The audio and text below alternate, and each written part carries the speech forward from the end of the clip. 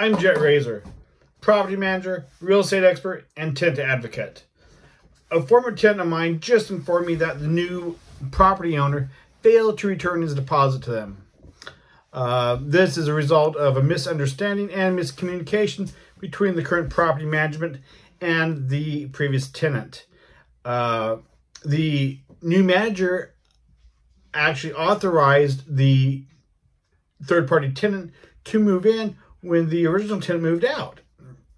However, due to either some miscommunication or misguided instructions, the third-party tenant moved in when the previous tenant moved out, and apparently had not been paying rent according to the claim that the property owners had given to the previous tenant, claiming that the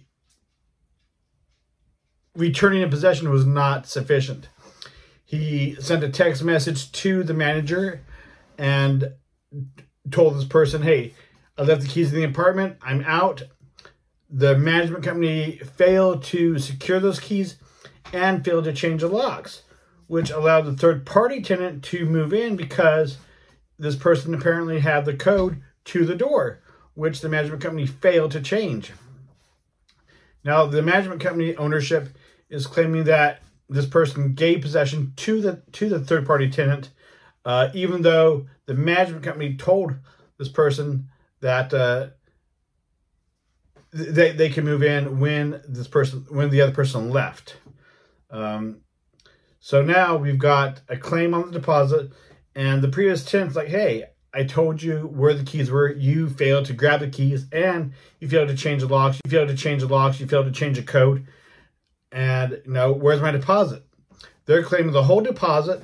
And now, apparently, they did sign a new lease with this third-party tenant, but yet fail to give the deposit back to the original tenant. And so now we have a question of what's in writing.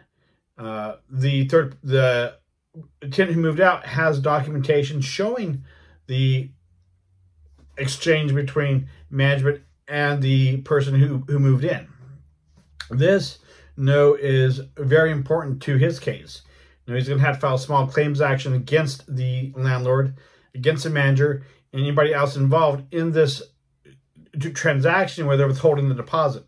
So he does have documentation. I'm confident he will be able to secure victory against the landlord and the management company or whoever is holding his deposit.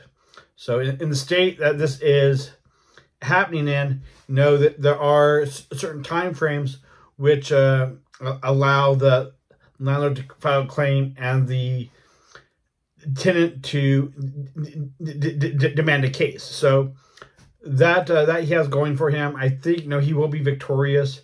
He does have documentation. He can prove the communication between the third party and management company, that management knew what was going on and management had all the information there at their fingertips, and management failed to secure the apartment once they were notified that he had moved out. So I do feel he is going to be victorious. If you have any comments, questions, or need advice regarding what to do with your landlord or advice on your property transactions, by all means, please insert those comments and questions below, and I'll be happy to respond to them.